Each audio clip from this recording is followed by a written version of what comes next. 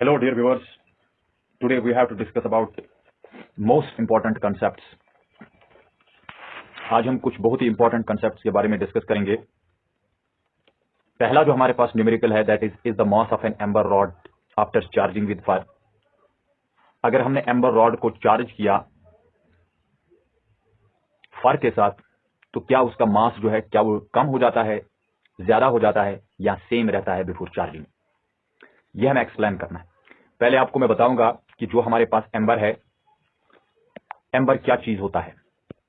जो एम्बर होता है ये जो हमारे पास ट्री होता है उसके छिलके पे एक रेसिन मटेरियल होता है, ट्रांसपेरेंट मटेरियल होता है। ये इसका काम होता है to protect it from insect और स्टॉर्म डैमेज। जो हमारे पास ट्री होता है उसको इंसेक्ट से के डैमेज से बचाना या स्टॉर्म के डैमेज से बचाना। तो चलिए, हमारे पास दो मटेरियल्स है, एक है एम्बर और दूसरा है फर।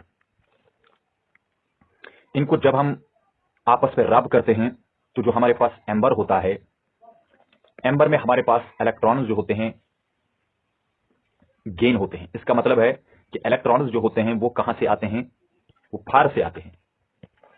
ये इंपॉर्टेंट पॉइंट आपको याद रखना है कि एम्बर और फायर को अगर हम लोग रब करेंगे तो फायर जो मटेरियल है इस मटेरियल पे पॉजिटिव चार्ज डेवलप हो जाता है और जो हमारे पास एम्बर होता है इस पे नेगेटिव चार्ज डेवलप होता है। अब सवाल यहां पे पैदा होता है कि यहां पे मास जो होगा क्या वो सेम रहेगा या वो चेंज हो जाएगा। यहां पे इंपॉर्टेंट पॉइंट आपको याद रखना है कि जो हमारे पास एम्बर है इसमें इलेक्ट्रॉन्स गेन हो गए, यानी एम्बर जो है amber gain is electron. Amber जो है वो इलेक्ट्रॉन्स को गेन करता है और जो हमारे पास फायर होता है ये लूज करता है, लूज इज इलेक्ट्रॉन। इसका मतलब है कि एम्बर जो है, एम्बर का मास जो होगा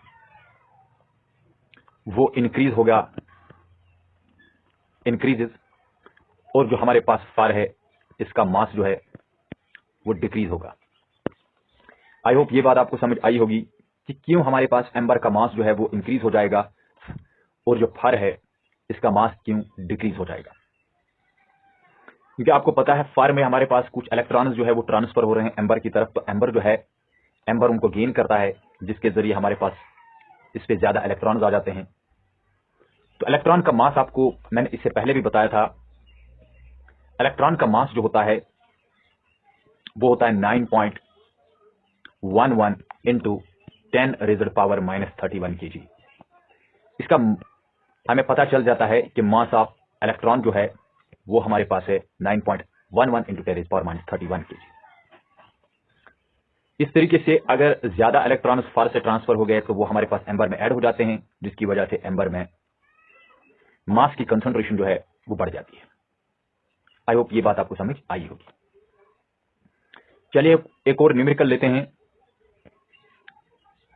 प्रिडिक्ट एंड एक्सप्लेन। आपको एक्सप्लेन करना है कि अगर हमारे पास एक इलेक्ट्रिकली न्यूट्रल स्फीयर होगा is given A negative charge. जब हम एक इलेक्ट्रिकली न्यूट्रल स्फीयर को नेगेटिव चार्ज दे देंगे, ये हमारे पास इलेक्ट्रिकली न्यूट्रल स्फीयर है, इसको हम नेगेटिव चार्ज दे देंगे। तो पहला पॉइंट बोल रहा है in principle does the object's mass increase, decrease और remain is the same after being charged. क्योंकि यहां इंपॉर्टेंट पॉइंट आपको याद रखना है कि अगर हम इलेक्ट्रॉन्स जो है इसमें ऐड करेंगे तो डेफिनेटली इसका मास बढ़ जाएगा, ये बात तो क्लियर है। बट यहां पे याद रखना है कि ये यहां पे बोल रहा है in principle does the object's mass, कि अगर मैं आपको बताऊं जो हमारे पास एटम है, जो हमारे पास एटॉम का मास है और जो हमारे पास मास ऑफ इलेक्ट्रॉन है, मास ऑफ इलेक्ट्रॉन है, इनमें बहुत ज्यादा अंतर है। यानी mass of electron is very very less as compare to mass of atom, of an atom. क्योंकि एटम में हमारे पास प्रोटॉन और न्यूट्रॉन भी होते हैं न्यूक्लियस में। अब देखिए, अगर इस स्फीयर को हम लोग, ये तो न्यूट्रल स्फीयर था, लेकिन अगर हमने इसमें इलेक्ट्रॉन्स 2 3 जोड़ दिए, क्या मैटर जो है उसमें मास बढ़ जाएगा? नहीं, क्योंकि इसका मास तो बढ़ जाएगा बट बहुत ही कम बढ़ जाएगा। इसलिए हम लोग बोलेंगे कि जो यहां पे हमारे पास मास ऑफ एन ऑब्जेक्ट है, बात को समझ लेना, रिमेन्स सेम, ये सेम रहेगा आफ्टर बीइंग चार्ज्ड, क्योंकि जो मास हमारे पास इलेक्ट्रॉन का है वो बहुत ही कम है as compare to the mass of an atom. Atom के मास से बहुत ज्यादा कम मास है, इसलिए उस मास को जब हम इलेक्ट्रॉन इसमें ऐड करेंगे, इसका नेगेटिव चार्ज दे देंगे, तो इसका उतना ज्यादा मास नहीं बढ़ जाता है। इसीलिए बेसिक पॉइंट जो हमारे पास है कि does the object's mass increase, decrease और remain the same after being charged, तो वो सेम ही रहेगा। क्यों? क्योंकि जो हमारे पास इलेक्ट्रॉन का मास है वो बहुत ही कम है as compare to the mass of atom. तो ये होल ऑब्जेक्ट की बात कर रहा है, इसलिए हम लोग बता सकते हैं यहां पे कि मास ऑफ इलेक्ट्रॉन जो है उसका उतना ज्यादा रोल नहीं होगा। आई होप ये बात आपको समझ आई होगी। बहुत ही इंपॉर्टेंट कंसेप्ट है। आमतौर पे हम लोग देखते हैं कि जब हम इलेक्ट्रॉन्स किसी में ऐड करते हैं तो उसका मास बढ़ जाता है, बट यहां पे मैंने एक नया कंसेप्ट आपको बताया कि यहां पे मास ऑफ इलेक्ट्रॉन जो है वो बहुत ही कम है, जिसकी वजह से उतना ज्यादा मास नहीं बढ़ेगा ऑब्जेक्ट का।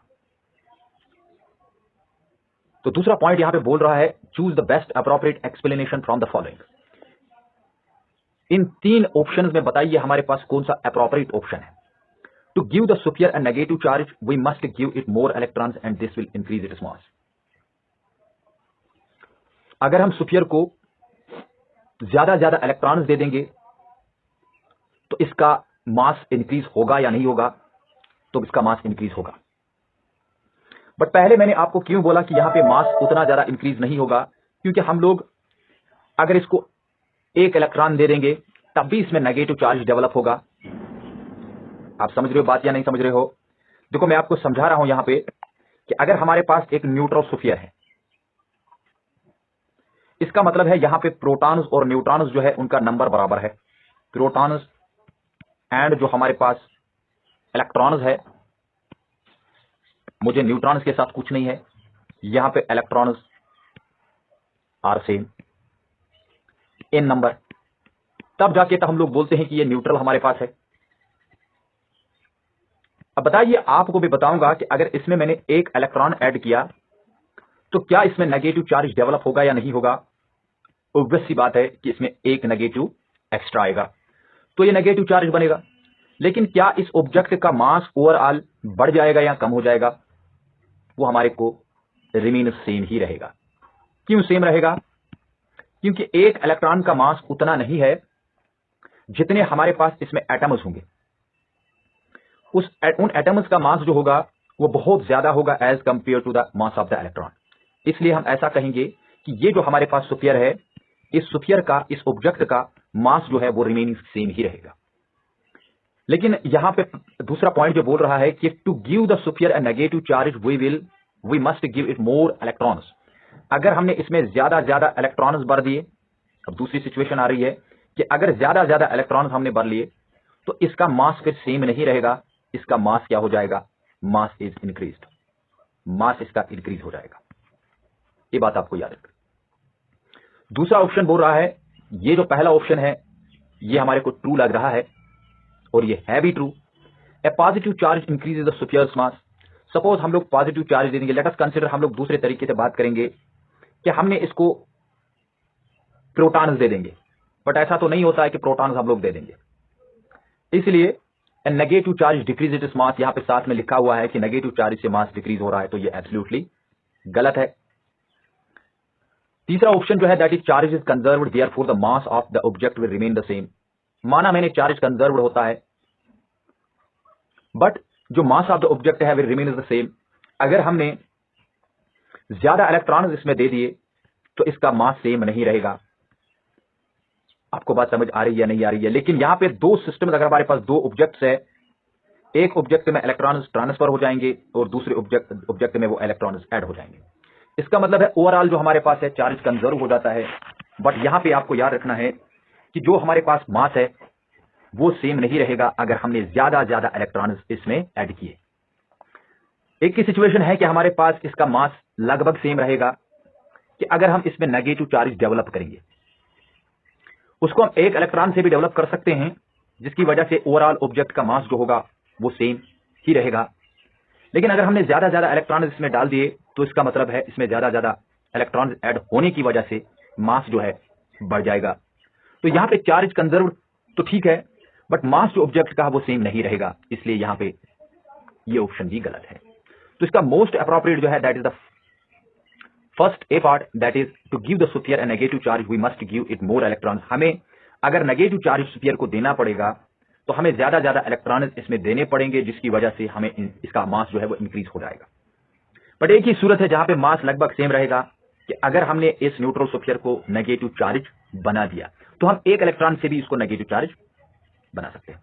एक इलेक्ट्रॉन तो ज्यादा हो गया, इसका मतलब है नेट चार्ज जो होगा वो नेगेटिव होगा, क्योंकि इलेक्ट्रॉन की कंसंट्रेशन ज्यादा आएगी। आई होप ये बात आपको समझ आई होगी, बहुत ही इंपॉर्टेंट है ये। मास तभी इंक्रीज हो सकता है जब हमारे पास ज्यादा ज्यादा इलेक्ट्रॉन इसमें ऐड हो जाएंगे। चार्ज कंजर्व रहता है कि जब एक इलेक्ट्रॉन एक बॉडी से निकलता है वो दूसरी बॉडी में वो एब्जॉर्ब हो जाता है, तो एक में हमारे पास पॉजिटिव चार्ज डेवलप होता है और दूसरे में नेगेटिव चार्ज डेवलप होता है, तो ओवरऑल हमारे पास चार्ज कंजर्व होता है। तो मास जो होगा क्या वो सेम रहेगा? देखो सीधी सी बात है कि मैंने आपको पहले भी बताया कि अगर इलेक्ट्रॉन ज्यादा ट्रांसफर हो जाएंगे तब मास सेम नहीं रहेगा। आई होप ये बात आपको समझ आई होगी। चलिए आगे बढ़ते हैं, बहुत ही इंपॉर्टेंट पॉइंट है। Two objects P and Q carry, हमारे पास पी ऑब्जेक्ट है, ये हमारे पास इसका चार्ज जो है दैट इज -3 माइक्रोकूलम, और हमारे पास दूसरा ऑब्जेक्ट है क्यू, इसमें हमारे पास है -0.44 microcoulomb charge. What is the number of electrons transport from P to Q? आपको बताना है पी से क्यू की तरफ कितने इलेक्ट्रॉन्स ट्रांसफर हो जाएंगे, हालांकि इन दोनों में चार्ज जो है सेम होगा। पहले आपको मैं बताऊंगा कि अगर हमारे पास इन दोनों का चार्ज जो है वो हम देखना चाहते हैं कि टोटल चार्ज कितना रहेगा। टोटल चार्ज, इन दोनों का टोटल चार्ज जो होगा वो हमारे पास P प्लस क्यू का चार्ज होगा, वो हमारे पास होगा 3 प्लस 0.44। जरा बताइए आप ये कितना बन जाएगा? 3.44 बन जाएगा। अब इस चार्ज को हमें डिवाइड करना है इन टू, डिवाइड टोटल चार्ज जो हमारे पास होगा इन टू पार्ट्स। टू पार्ट्स में हम लोग इसको डिवाइड करेंगे, तो इसका मतलब है P पे कितना चार्ज होगा और Q पे कितना चार्ज होगा। P पे हमारे पास चार्ज होगा, टोटल चार्ज मेरे को 3.44 है, और P पे हमारे पास होगा आधा चार्ज। अगर इसको मैंने डिवाइड किया तो इसके पास 1.72 माइक्रोकूलम चार्ज होगा। सेम चार्ज जो होगा वो Q पे भी होगा, दैट इज 1.72 माइक्रोकूलम। अब आपको बताना है कि कितने ट्रांसफर इलेक्ट्रॉन हो गए होंगे। देखो बेटा, एक्चुअल में P पे कितना चार्ज है और कितने नंबर ऑफ इलेक्ट्रॉन यहां पे ट्रांसफर हो जाएंगे। P पे चार्ज हमारे पास है दैट इज कितना है बेटा? That is 1.72।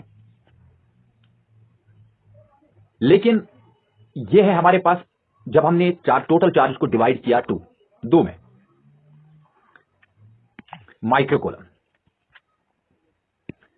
एक्चुअल में हमारे पास P पे कितना चार्ज था? वो था 3 माइक्रोकूलम। इसका मतलब है कि अगर मैं डिफरेंस की बात करूंगा यहां पे, इसको मैं P डैश से रिप्रेजेंट करूंगा, तो हमारे पास कितना ट्रांसफर हो गया होगा? Charge, transfer of charge. Total तो हमारे पास 3 था, माइनस करेंगे 1.72, तो यहां पे हमारे पास आ जाएगा 1.28 माइक्रोकूलम चार्ज होगा। इसका मतलब हमें पता चल गया कि कितना ट्रांसफर चार्ज हो गया। अब हमें नंबर ऑफ इलेक्ट्रॉन्स निकालने हैं। नंबर ऑफ इलेक्ट्रॉन्स जो है वो हमारे को मिल जाएंगे Q डिवाइडेड बाई N। तो हमारे पास Q क्या है? That is 1.28 microcoulomb 10⁻⁶ divided by, हमारे पास यहां पे नंबर ऑफ इलेक्ट्रॉन्स जो है वो तो हमने लिख लिया, यहां पे हमारे पास आ जाएगा electronic charge, that is 1.6 into 10⁻⁻90। चलिए यहां पे थोड़ा सा ऊपर रब करते हैं ताकि आपको क्लियर यहां पे समझ आ जाए। देखिए बेटा, यहां पे हमारे पास है that is number of electrons जो है वो हमारे पास 1.28 divided by 1.6 into 10 raise power -6 into 10 raise power +19 आ जाएगा। अब यहां पे देखिए 1.28 को हम लोग लिखेंगे 1.3 approximately divide by 1.6 into 10 raise power 19 में 6 निकालेंगे तो 13 बन जाएंगे। इसका मतलब है 1.3 और 1.6 को अगर हम डिवाइड करेंगे तो वो हमारे पास आ जाएगा 0.81 इंटू 10 रेज़ पावर 13। अब देखिए यहां पे पॉइंट को अगर हम मूव करेंगे तो it will become 8.1 into 10 raise power 13 into 10 raise power right side मैंने मूव किया इसलिए माइनस आ जाएगा 1, तो यहां पे आ जाएगा 8.1 into 10 raise power 12। These are the number of electrons which are transferred from कहां से, from object P to object Q। तो these are the number of electrons, these are the number of electrons transferred from P to Q। P से Q की तरफ ये transfer हो गया। Now the important question is, another question हमारे पास है, एक्सप्लेन द फॉलोइंग। आपको एक्सप्लेन करना है, would life be different if the electrons wire positively charged and proton wire negatively charged. आपको एक्सप्लेन करना है पहला पॉइंट कि अगर दुनिया में इलेक्ट्रॉन्स जो है, आपको पता है इलेक्ट्रॉन्स का चार्ज जो है वो हमारे पास है नेगेटिव चार्ज, लेकिन प्रोटॉन्स जो है वो हमारे पास है पॉजिटिवली चार्ज। बोल रहा है अगर उल्टा होता, मतलब अगर इलेक्ट्रॉन्स जो है वो पॉजिटिव होते और जो प्रोटॉन्स है, इलेक्ट्रॉन्स अगर पॉजिटिव होते तो प्रोटॉन्स अगर नेगेटिव होते, क्या हमारी लाइफ डिफरेंट होती? नो डियर, कुछ भी प्रॉब्लम नहीं है। नो, एक्सप्लेन करना है क्यों? क्योंकि इलेक्ट्रॉन एंड प्रोटॉन, प्रोटॉन जो है अट्रैक्ट करते हैं, अट्रैक्ट्स ईच अदर। अगर मान लीजिए इलेक्ट्रॉन और प्रोटॉन हमारे पास अट्रैक्ट कर रहे हैं तो उसके बाद भी अगर इसका उल्टा चार्ज होता तब भी वो अट्रैक्ट करते, इसलिए अट्रैक्शन पे कोई भी इफेक्ट नहीं पड़ता। तो लाइफ पे कोई इफेक्ट नहीं होता, ये बिल्कुल क्लियर बात है कि लाइफ पे कोई इफेक्ट नहीं होता। क्यों? क्योंकि वो पहले भी अट्रैक्ट कर रहे थे और उसके बाद भी अट्रैक्ट ही करेंगे। Does the choice of sign, दूसरा हमारे पास है, does the choice of sign have any bearing on physical and chemical interactions? No, कोई इफेक्ट नहीं। क्यों? क्योंकि पहले भी हमारे पास इलेक्ट्रॉन जो थे वो अट्रैक्ट ही करते थे और अब भी अट्रैक्ट ही करेंगे। नो, कोई भी नो। द चॉइस जो हमारे पास होता, choice of sinus have any bearing on physical and chemical interactions, कोई भी प्रॉब्लम नहीं थी, कोई भी यहां पे इंटरैक्शन में कोई फर्क नहीं होता। तो तीसरा पॉइंट यहां पे, आई होप ये बात आपको समझ आई होगी। When person choose a winter green life saver, आपने देखा होगा विंटर ग्रीन लाइफ सेवर एक च्युइंगम जैसा होता है, एक टॉफी जैसा होता है इन डार्क रूम। जब वो डार्क रूम में क्या करता है, उसको च्यू करता है, ए फेंट flash of blue light is seen from his mouth, यानी उसका जो माउथ है उस आदमी का, उस पर्सन का, लेकिन उसमें एक फ्लैश लाइट ब्लू की नजर आती है। ऐसा क्यों होता है? देखिए इसका इंपॉर्टेंट रीजन यहां पे मैंने आपको बता दिया। जो हमारे पास इमिशन होता है विंटर ग्रीन कैंडी का, जो विंटर ग्रीन कैंडी होता है is much brighter then the sucrose alone. Sucrose जो है एक ग्लूकोज का फॉर्म है, इससे ज्यादा ब्राइटर होता है बिकॉज विंटर ग्रीन फ्लेवर जो है, जिसको हम बोलते हैं मिथाइल सैलिसिलेट, याद रखना, इज फ्लोरोसेंट। फ्लोरोसेंट वो होता है जिसमें हमारे को लाइट दिखती है, यानी लाइट फ्लैश होती है। मिथाइल सैलिसिलेट जो है ये इसी का बना हुआ होता है। मिथाइल सैलिसिलेट जो यहां पे है, जिसका ये कैंडी बना हुआ होता है, absorbs ultraviolet light in the same spectral region. याद रखना, ये जो मिथाइल सैलिसिलेट है, ये जो हमारे पास विंटर ग्रीन लाइफ सेवर है, जिसको हम लोग बोलेंगे विंटर ग्रीन कैंडी भी, ये एब्जॉर्ब करता है अल्ट्रावायलेट लाइट को from the same spectral region as the lightning emissions generated by the sugar. वो शुगर के जरिए जनरेट होता है एक लाइटिंग, एक मतलब रोशनी वहां पे जनरेट होती है। द मिथाइल सैलिसिलेट जो है इलेक्ट्रॉन्स, मिथाइल सिलिसिलेट इलेक्ट्रॉन्स जो है, याद रखना, मिथाइल सिलिसिलेट इलेक्ट्रॉन्स जो है बिकम्स एक्साइटेड। वो तो एक्साइटेशन आपको पता है, जो बोर ने कंसेप्ट दिया था कि ट्रांजिशन होता है lower level to upper level के इलेक्ट्रॉन, यहां से यहां ट्रांजिशन होगा, यानी इलेक्ट्रॉन जो है वो एक लेवल से दूसरे लेवल में चला जाएगा। एंड उसके बाद जो इलेक्ट्रॉन्स होते हैं ना बेटा, ये इलेक्ट्रॉन ज्यादा देर इस एक्साइटेड लेवल पे नहीं रहते हैं, ये वापस आते हैं, जिसकी वजह से वो इमिट करते हैं blue light. Much more of the winter green emission than the original sugar emission is in the visible region. याद रखना, ये विजिबल होता है, एक विजिबल स्पेक्ट्रम होता है जो में नजर आता है, उसमें जो लाइट होती है of the spectrum. So winter green light seems brighter then sucrose light. जो सक्रोज लाइट होती है उससे ज्यादा हमारे को विंटर ग्रीन जो है कैंडी, ये हमें एक फ्लैश लाइट जो है, फेंट फ्लैश लाइट जो है ब्लू कलर की, वो हमें दिखती है। जब हम इसको चबाते हैं उसके जरिए यहाँ पे एक लाइट जैसी डार्क रूम में दिखती है। तो क्यों ऐसा क्यों होता है? क्योंकि मैंने आपको बोला कि जो हमारे पास विंटर ग्रीन कैंडी है ये मिथाइल सैलिसिलेट का बना हुआ है, और इसके इलेक्ट्रॉन्स जो है वो एक्साइट हो जाते हैं। जब वो एक्साइट हो जाते हैं उसके बाद वो, जब वो डीएक्साइट हो जाएंगे उसके बाद वो इलेक्ट्रॉन्स जो डीएक्साइट हो जाते हैं उसके बाद वो इमिट करते हैं ब्लू लाइट। क्या करते हैं? Blue light. लेकिन पहले आपको याद रखना है कि मिथाइल सैलिसिलेट जो है इसके इलेक्ट्रॉन्स कैसे ऊपर जाते हैं, तो वो जाते हैं absorption of the ultraviolet light. Ultraviolet light जो है वो वही एब्जॉर्ब करते हैं जिसके जरिए हमारे को ये इलेक्ट्रॉन्स ऊपर चले जाते हैं, जिसकी वजह से ये जो विंटर ग्रीन कैंडी है ये हमारे पास हमें दिखता है माउथ में। जब हम डार्क रूम में इसको खाते हैं, चबाते हैं, उसके बाद हमारे माउथ से एक ब्लू लाइट दिखती है।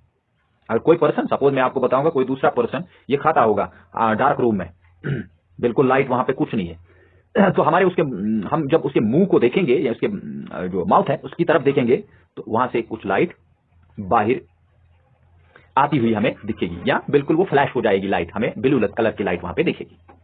तो ये क्यों होता है? बिकॉज ये मिथाइल सैलिसिलेट जो है ये एब्जॉर्ब करता है अल्ट्रावायलेट लाइट को, जिसके जरिए इसके इलेक्ट्रॉन्स एक्साइट हो जाते हैं और वो बाद में इमिट करते हैं एक ब्लू लाइट को।